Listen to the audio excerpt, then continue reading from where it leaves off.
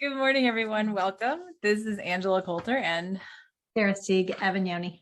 bringing you this week's Ascended World.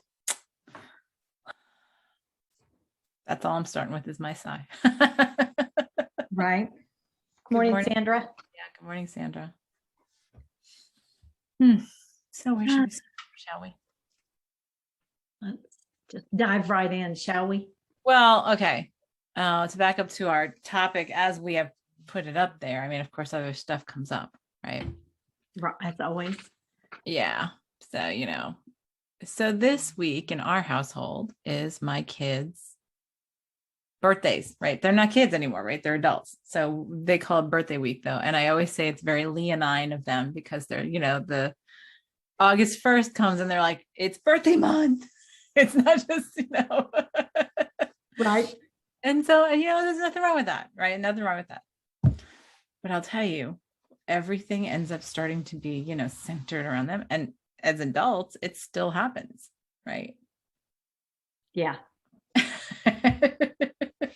And I was actually thinking about that because my kids don't live at home, and it's like, and two are even out of state, and it's very different than what you're experiencing. Oh, right. Because we've got to have a certain cake, we've got to have a certain dinner, and it's not that it's bad. Like I said, I don't mind it because it's their day. And I always tell people to take their personal holiday. That's what their birthday should be, is their personal holiday. Right. Except it's going to be like a family holiday. Right. Well, and my kids' significant others are responsible for Right. that. Right. It's not on me. Right. So anyway, and that's even not the point. The point is that we don't realize how many things we do on behalf of other people. Right. I mean, that's what we're just diving right into, right? Right. And well, that's and it's not a question of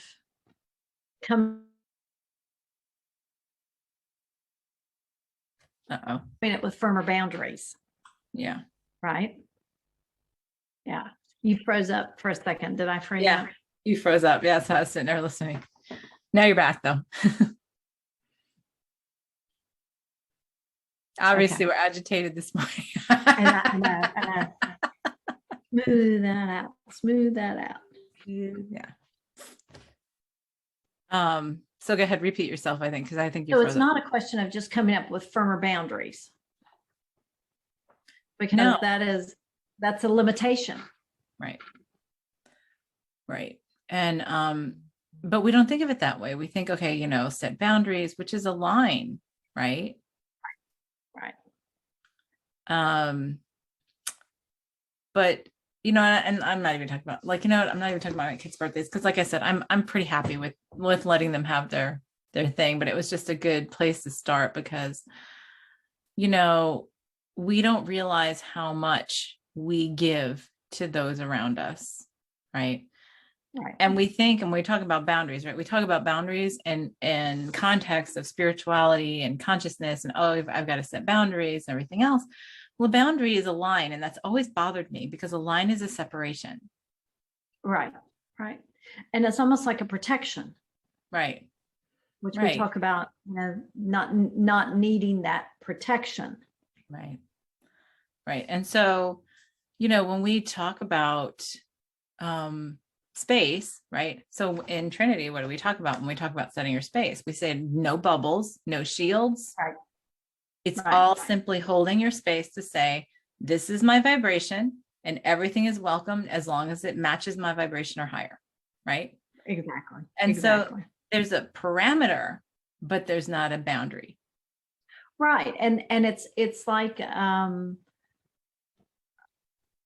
limitation, but it's an inherent limitation that's only a limitation to those who don't receive it, if that makes sense. It's not, it's not determined who you let in or not. They determine that.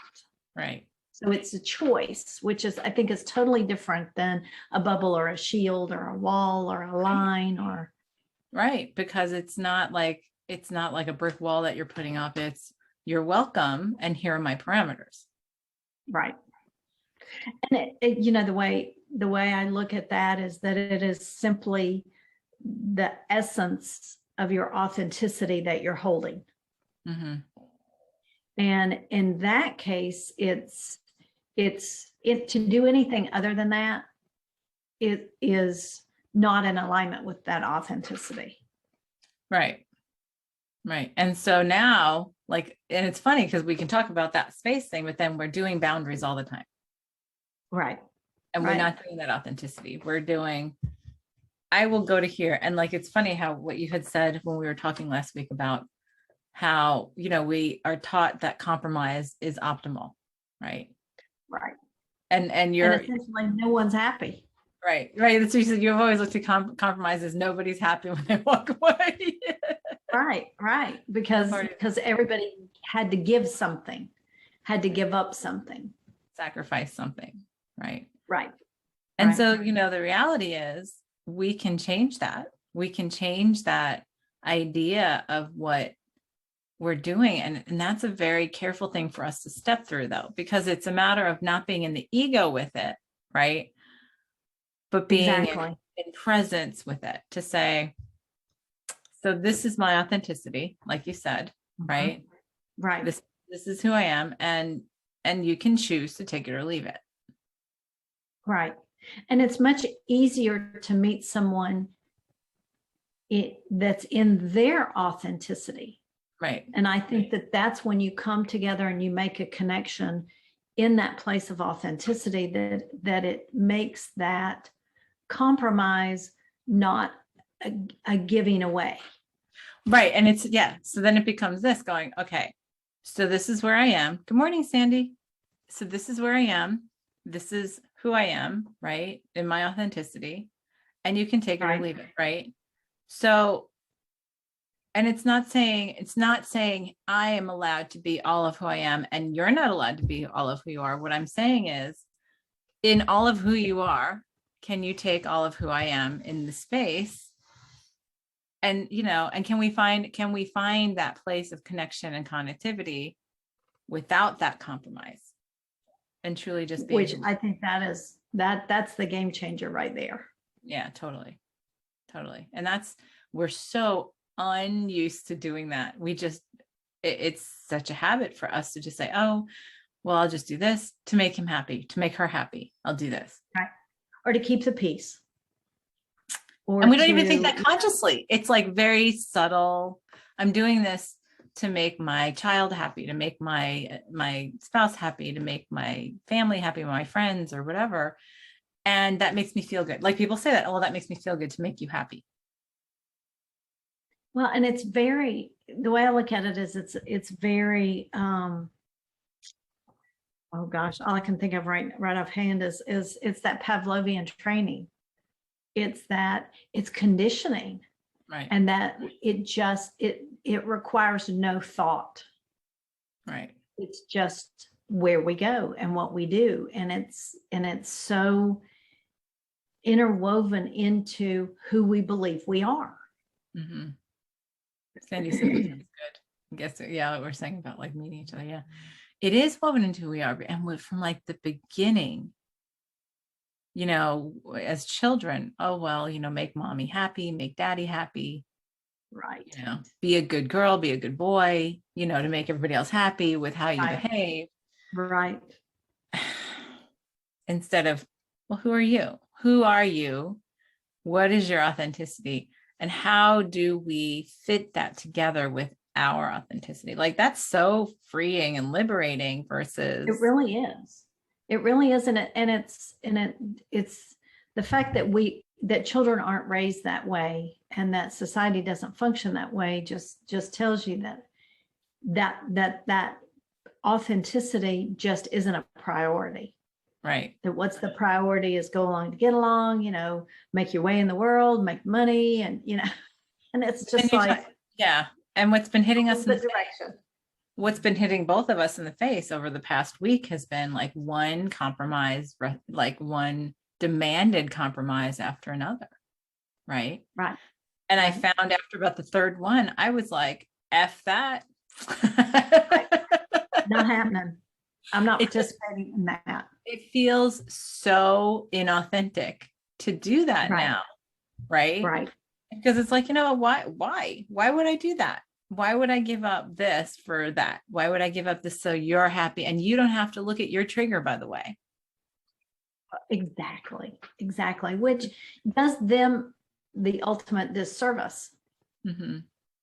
because the whole set of circumstances are there to not necessarily for you, but for them. And by you compromising you, it just shortchanges them on what they need to do. So Right. then it needs to ramp up Yes. and get louder and uglier and Right. more demanding. And that's why what's our commitment is like to not have to do that anymore, to get the little pings instead of like having to be the Right. smacks on the head, right? Or Right. worse. But you know, it was just like everywhere I turned last week, it was like, you know, like like even down to, you know, talking about like doing stuff to accommodate other people's, you know, issues, right, all the time. And I'm like, it even got to my mother who, you know, once a month we have her over for brunch on Sunday, right? And it was like, okay, well, I had said, come over for brunch on Sunday. This is the first Sunday. Like we've had a very busy month. This is the first Sunday for like a little more than a month since we had it. So, okay, blah, blah, blah. Then I call her Saturday. I'm like, okay, so brunch is at 11 tomorrow, right? And her response is, so if I come there for, now, mind you, it's a 25-minute drive for her. It's not 3 hours or anything. It's 25 minutes. So if I come there tomorrow, do I not have to, can I, you know, just bring the girls presents and not come for their birthdays? And I was like, well, that's your choice, but why would you do that? It's your grandkids' birthdays and you're not really doing anything right now. Right. Well, then I have to come out 3 times. And I'm not doing this to complain about that. It's just that.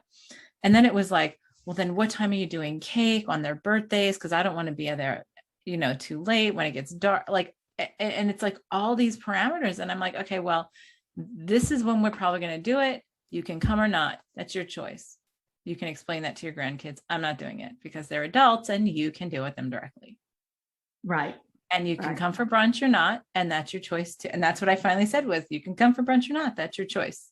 We'll have it here. We'll be here at 11. You can be here or not. Right.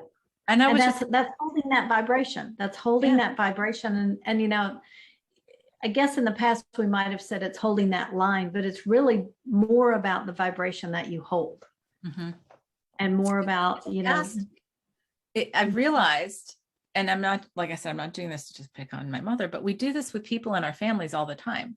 Like you start to bend this way, you start to change this, start to change that. Like you were talking about, you know, somebody like who wants to come and do something with you daily, and that's fine, except then it's to their schedule versus yours. And then it's just like, it goes from whenever it fits mine. And then it slowly turns into, well, but I need this. And then it's like all about, I bend my schedule. And it's like, oh, here we are.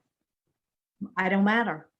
Right. And so that's what we do when we start to, and we don't realize we do it. And it is so natural for us to do it with our immediate family, our closest friends, the people who we see all the time, you know. And it was interesting because we did for a long time. We would have my mother, instead of for brunch once a month, we would have her over for dinner every Sunday.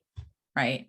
Mm-hmm. And then it turned into a hot mess every week because it was, I can't eat this. I can't eat this. It's too spicy. I can't eat this because of this. I don't like this. I don't like to eat this. And I was just like, well, fine. I will give you toast and butter and, you know, we'll eat, or you just don't have to come because I'm just not going to do this anymore.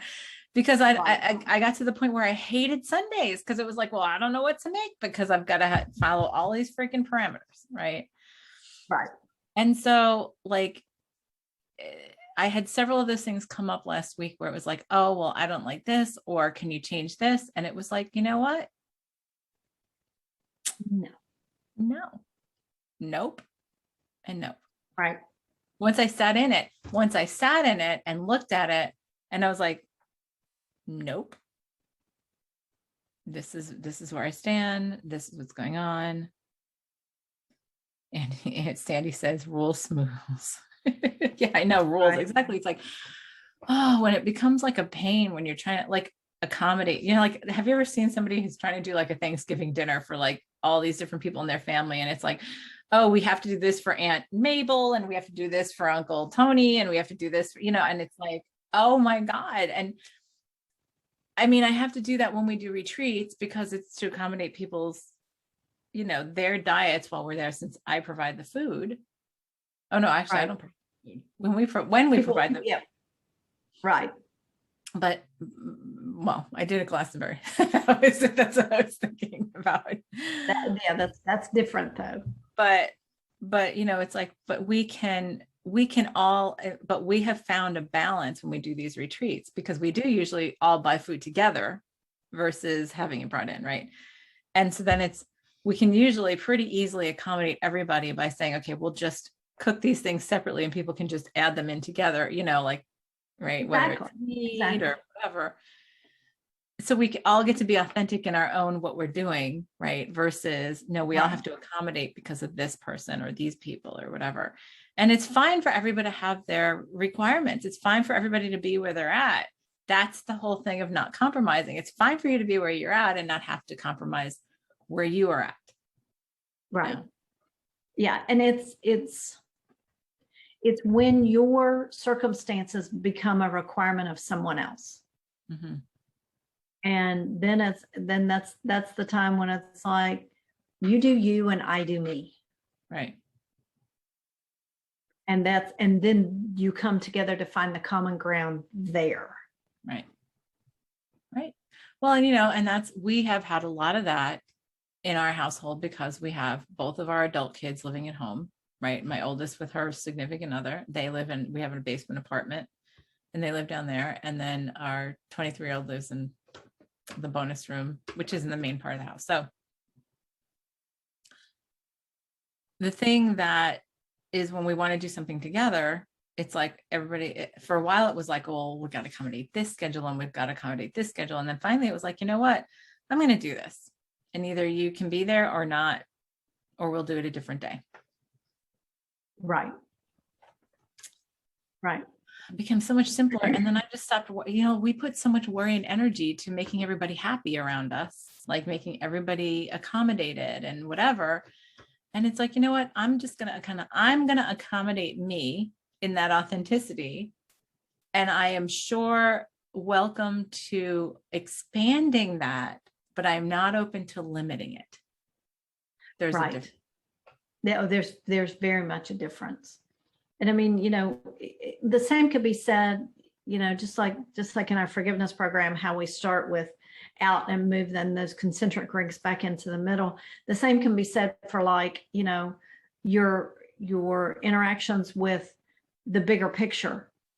And then you get it smaller and others and the community and things like that, to where this isn't just about your family. Right. This is about work, where you work. It's about, I know I've had a lot of service work done around my house, and it's like, I find that I just have to write off the whole day because they'll get here when they want to. And it's like, that doesn't work for me anymore. Mm-hmm. That does not work for me anymore. And I won't use your services unless you can give me at least a window of when you'll be here.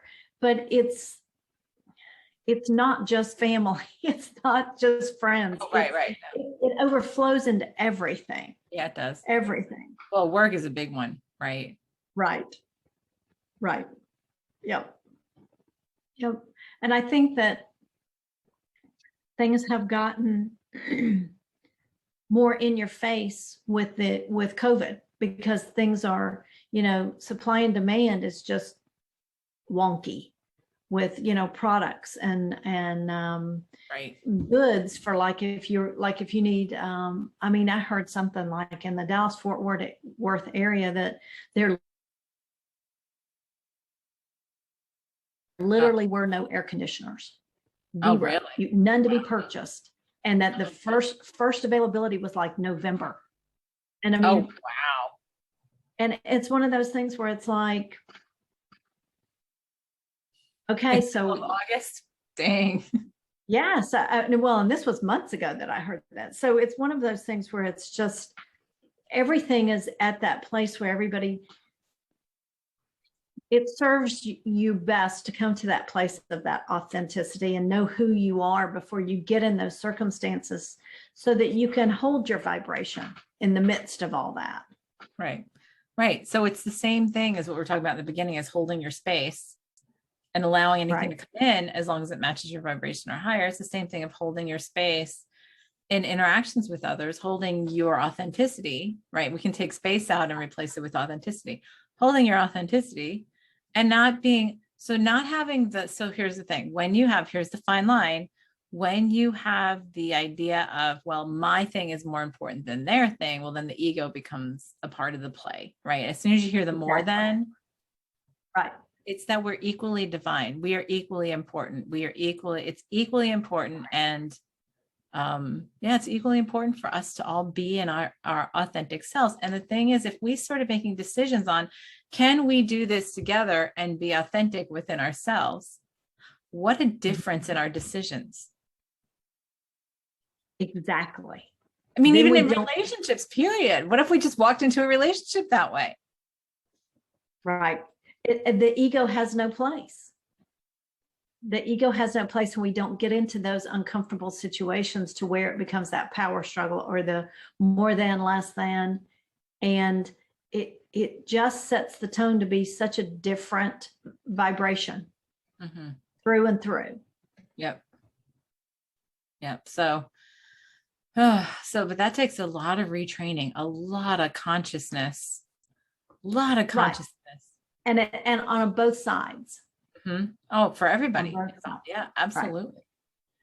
Absolutely. And so how do you do that? Like, I know I can just hear that collectively. Well, how do you do that in relationships where you haven't done it before? Right. That's right. The challenge. There's definitely a learning curve.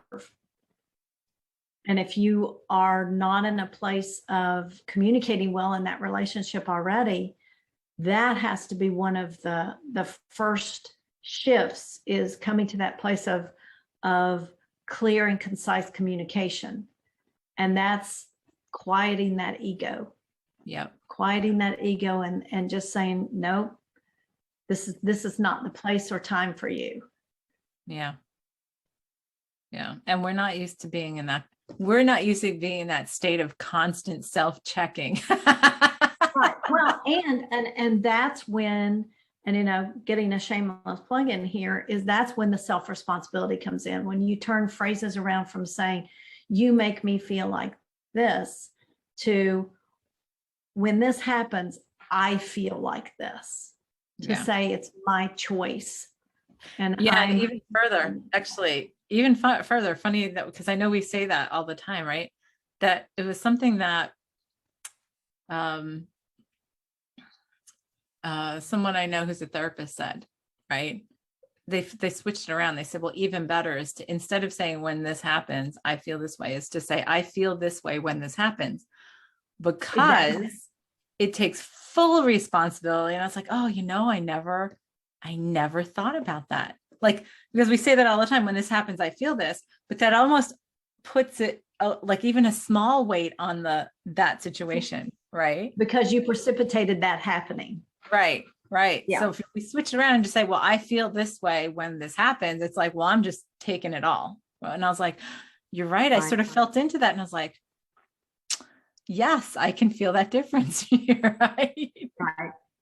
Yeah. And that shift in conversation makes a huge difference. And it really takes the wind out of the ego's sails. Yeah. And just puts it into more communication mode instead of blaming and shaming and guilt. And that's not communication. It takes everything into the self. It takes full. And so the shameless plug, because you didn't get all the way to the plug, you just said self-responsibility, is next month we launch the fifth course of the Adventures in Wonderland, which is self-responsibility. So that was a shameless plug. That was a shameless plug, right? Like she started, I'm like, complete oh, my but you didn't thought. get to the course. But that self-responsibility really does take the ego out of it Yes, it does. and say, you know what? No, it's all me. It's all me. Yeah, and there's no blame. There's no pointing fingers. It just is, well, so when this happens, this is how I feel. And that's Or actually, this is how I feel when this happens. And I have to change that now. Like, that's something I have to keep on thinking about, is like, because it even takes even the shadow of that little like pointer finger, you know? Right, right. And what I've found with that is that when you're in the process of shifting around that way of communicating, is it's at times hard for the other person to get out of making it about them, because that's what the blame game does, is it justifies them turning it around and making it about them. Whereas when you're taking full responsibility, that's another learning curve of, well, how do I participate in a conversation where you are taking full responsibility? Right. What does that look like? Right. Right. Yeah. And it's funny because I think about that. And this morning I was triggered by something that was totally me. And I totally knew it was totally me, which I always do. But then, you know, sometimes it feels more me than, you know what I'm saying? You know what I mean? Right. And so, you know, I was walking with my husband and I was just like, yeah. And I was like, nope. And I just, I'm not sure why I feel this way. It's just, it's in my face and blah, blah, blah. And the whole thing was such a great conversation because I never, like, it was a great conversation because though there were shades of things that involved my husband, he recognized that it was not on him at all. Right. And so he was so much more like suggestive in terms of, you know, like what I could not be looking, because I mean, and I totally said, I'm like, so I have to sit with this because I'm not sure what, you know, like I have to sit with this. And he's like, all right, well, so I'm just going to start throwing out things that come to me, because he's very intuitive too when he lets himself be, you know. So it was like, yeah. And so like being able to have that conversation, because he didn't shut down in the mind and the ego, because he wasn't going, what did I do?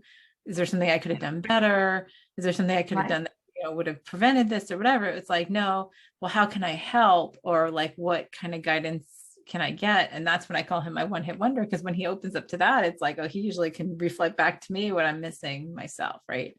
But you can't do that if you're sitting there going, well, why did she get mad at me? Like, what did I do wrong? Can I change it? Like, and that's what we do. That's what we do all the time. Even if we're not conscious of it, it's like in relationships all the time.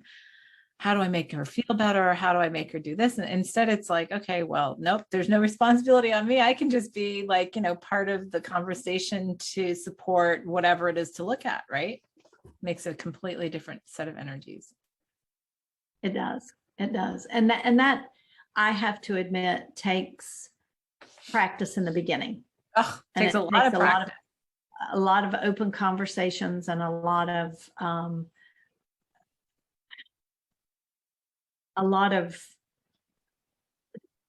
wanting to say things and then thinking first. Right. Well, or stepping back first, right? Before you say it. Because once it's out, you can't pull it back in. Pull back in. Right. Rewind. Right. Do over. Yeah. Yeah. No, it does take you're right. It takes a lot of practice. And this is in any relationship and everything we do to even have that self-consciousness, you know. Yeah. Laurel has a comment, rolling on the floor laughing. Intriguing topic. I had some person I don't know comment on Facebook post trying to shush me. It was fascinating. And all I did was suggest to ABC on a post that they add some action steps to protect the horse at to protect the horses at Assateague.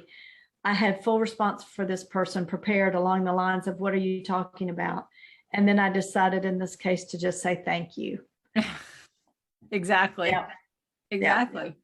Yeah. And that's the whole, and that's where we become very conscious about what the ego wants to say. Right. And and I tell people that all the time. When we say to speak in authenticity and to speak with love, right? So speaking with love and speaking with authenticity to me are the same thing, because you're doing it from a place of self-responsibility, right?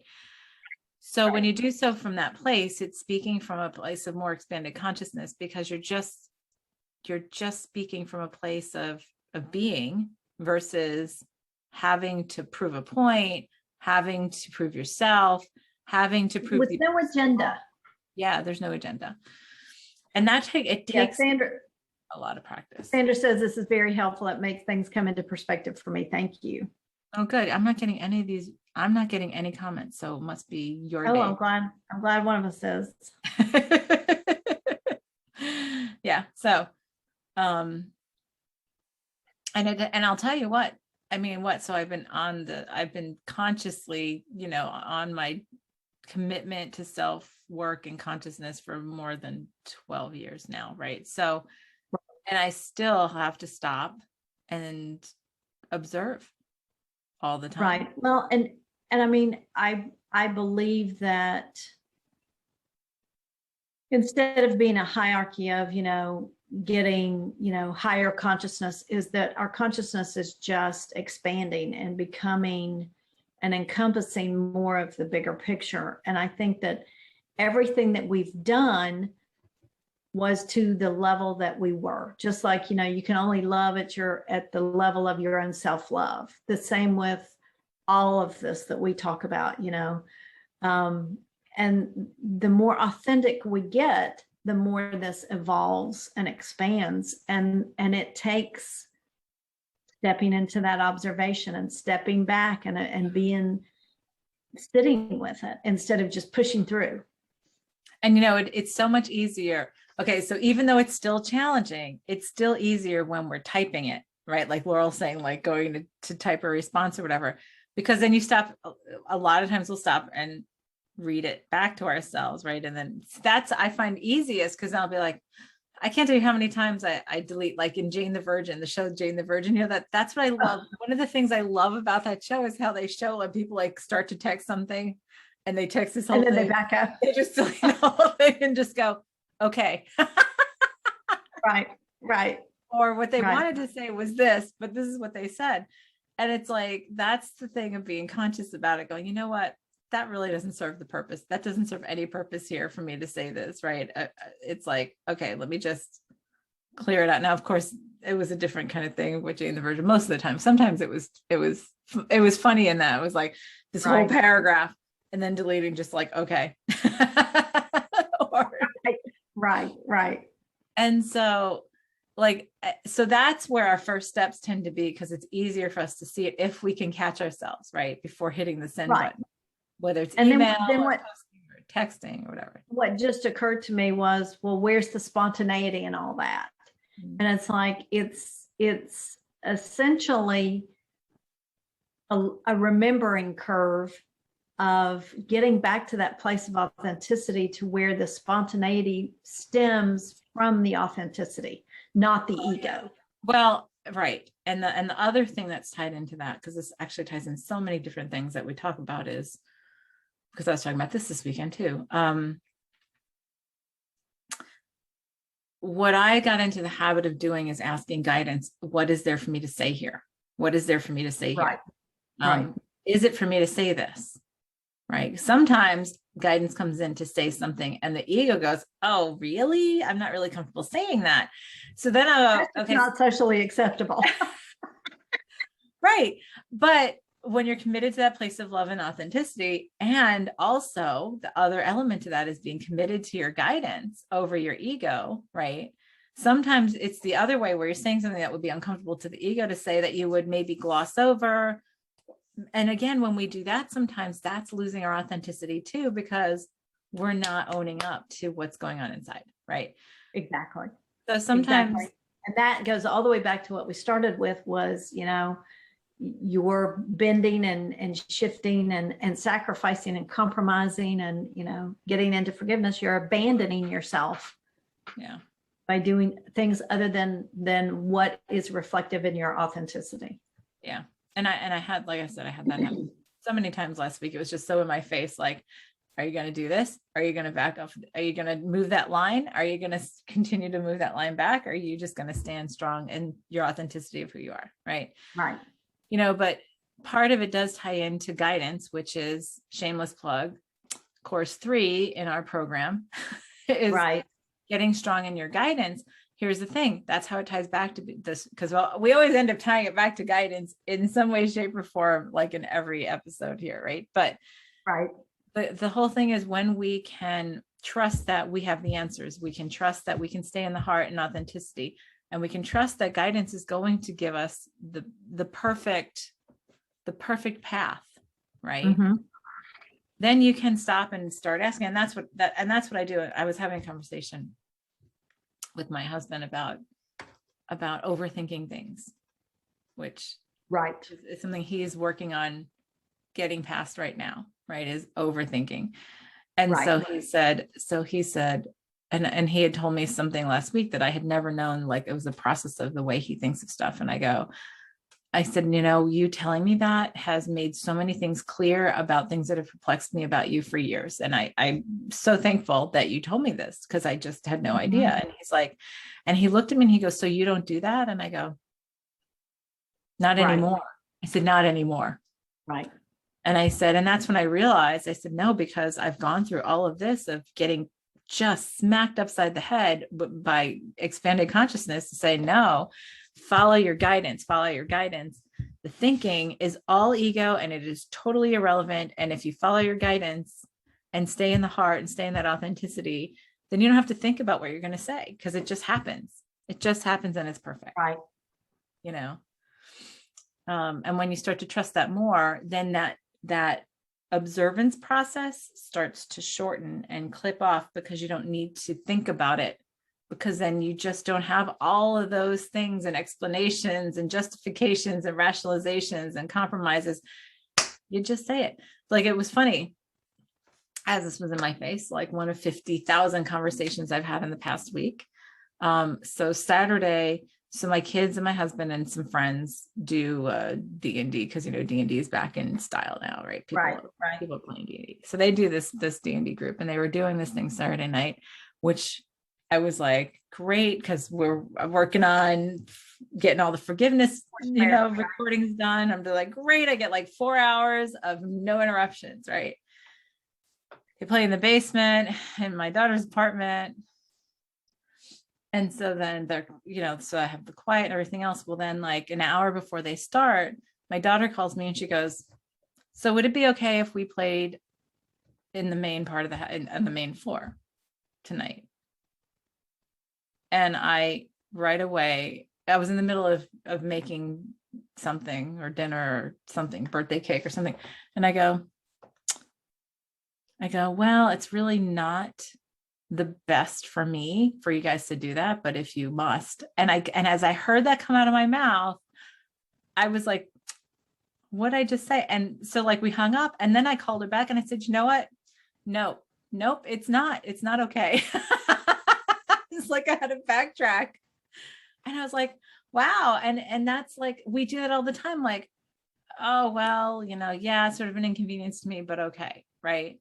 I'll compromise because, oh, it's your birthday week. I want to do something special. Da, da, da, da, da. And then I was just like, no. Right.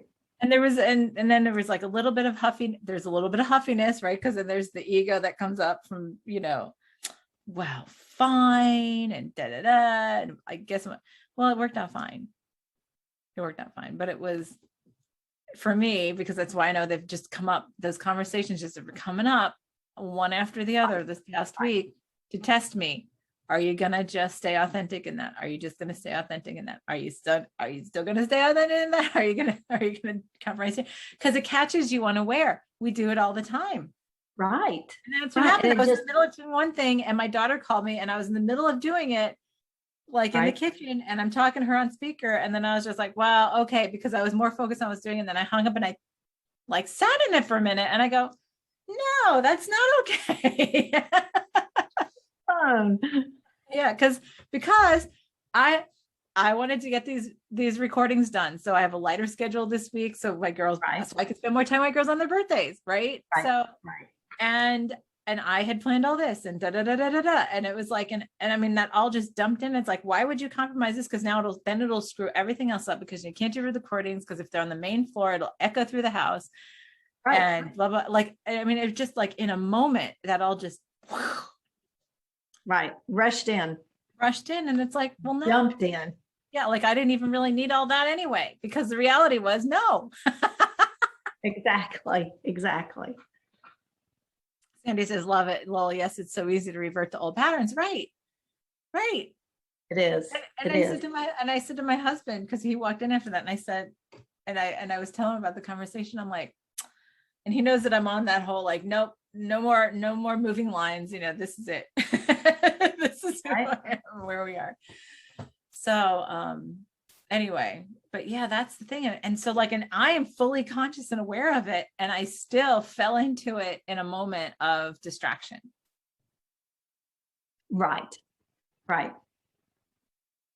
Yeah. And that's where I find that you make the most compromise. Mm-hmm. It's easier to just yes, or whatever. Right. And Because you're so in just that moment of, I really just need to do this. So if this answer will get you out of away. Yes. Yes. We do that Yep. all the time. Yeah. So, I mean, all of these things are so important to look at. I mean, and I feel like this is like it's just the top of the iceberg, right? But it's Right. such an important step. Well, and it's like remembering how to connect and communicate at this expanded level. And if we can just start at that tip of the iceberg and get things to start shifting into a more authentic place, then that will bring about shifts for everything else within that iceberg, so to speak. Mm-hmm. Yeah. And it starts to break it up. Yeah. Because then things start to fall away. Because then you're like, okay, well, that's not even going to hold anymore, because I'm staying authentic in this, right? That's not even going to be part of my space. I'm going to hold this space. There goes back to the original discussion of holding your space and letting anything come in, as long as it accommodates your space. And you know what? I'm not saying you have to not accommodate your own space, but the question is then just, do our spaces, are they compatible and do they resonate with each other? And then you Right. just say, when it doesn't, well, then we just go our own ways. And that becomes so non-emotional,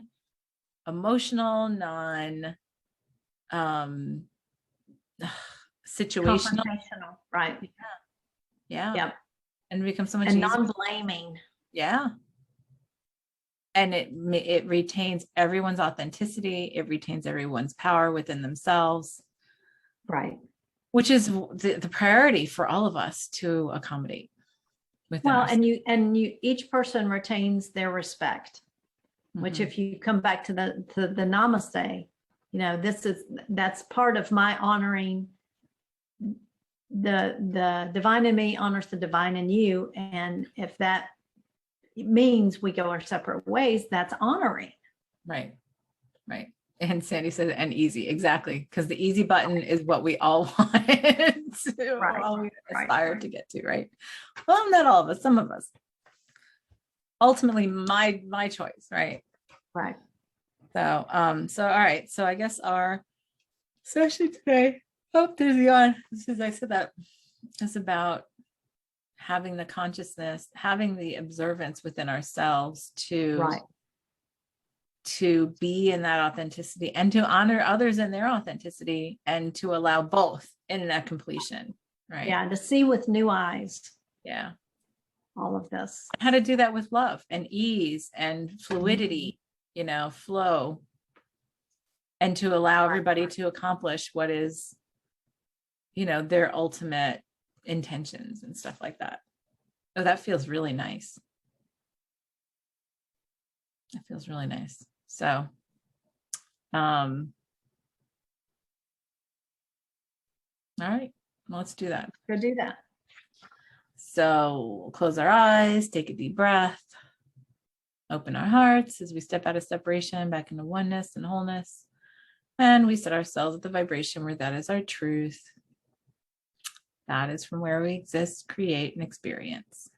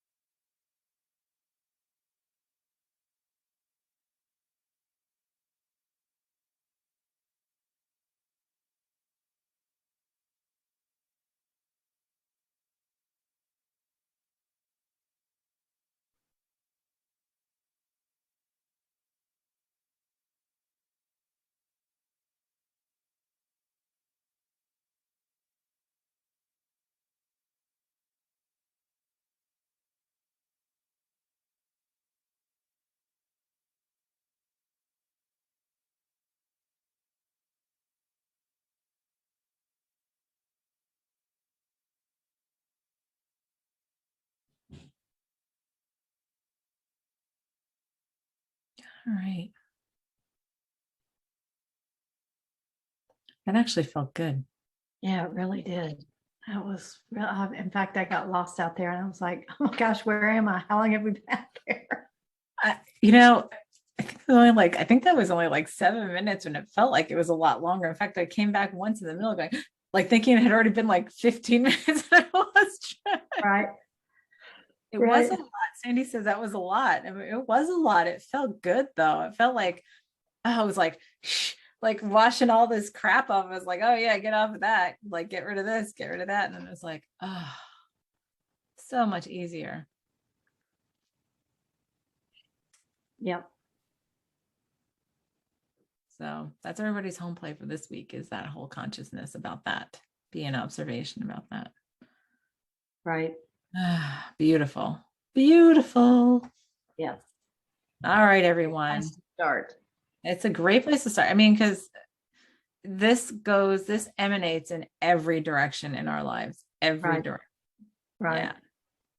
So, yeah, so sit in that, come back and do this a couple of times. I mean, I know I will. I know I'm going to be holding this in my meditation. So, Yes. yeah. So, all right, everyone, have a great week. This is Angela Coulter and Sarah Sieg, Evan signing off with this week's Ascended World. We'll see you next time. Have a good one.